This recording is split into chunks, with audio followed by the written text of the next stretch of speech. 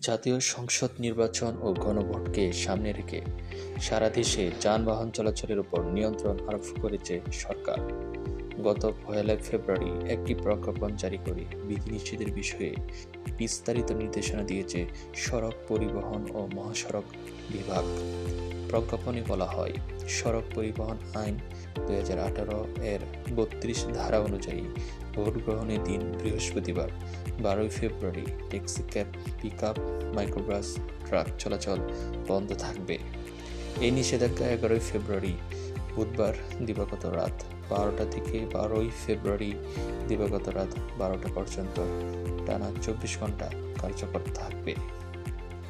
এদিকে নির্দেশনা অনুযায়ী ১০ ফেব্রুয়ারি দিবাগত রাত ১২টা থেকে ১৩ ফেব্রুয়ারি দিবাগত রাত ১২টা পর্যন্ত মোট ৭২ ঘন্টা সারা দেশে মোটরসাইকেল চলাচল সম্পূর্ণভাবে বন্ধ থাকবে।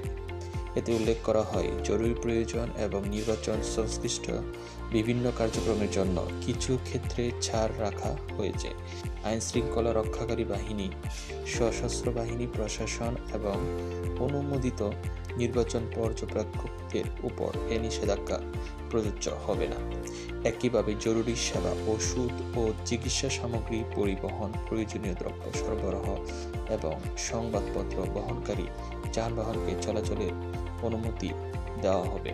এদিকে বিদেশগামী ও বিদেশ ফেরত যাত্রীদের ক্ষেত্রেও বিশেষ ছাড়ের কথা বলা হয়েছে প্রজ্ঞাপনে। পাসপোর্ট ও টিকিট সহ প্রয়োজনীয় কাগজপত্র প্রদর্শন সাপেক্ষে বিমানবন্দরে যাতায়াতে কোনো বাধা থাকবে না।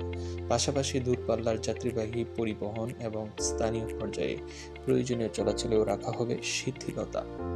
নির্বাচনে অংশ নেওয়া প্রার্থী ও তাদের এজেন্টদের জন্য আলাদা সুবিধা নির্ধারণ করা হয়েছে।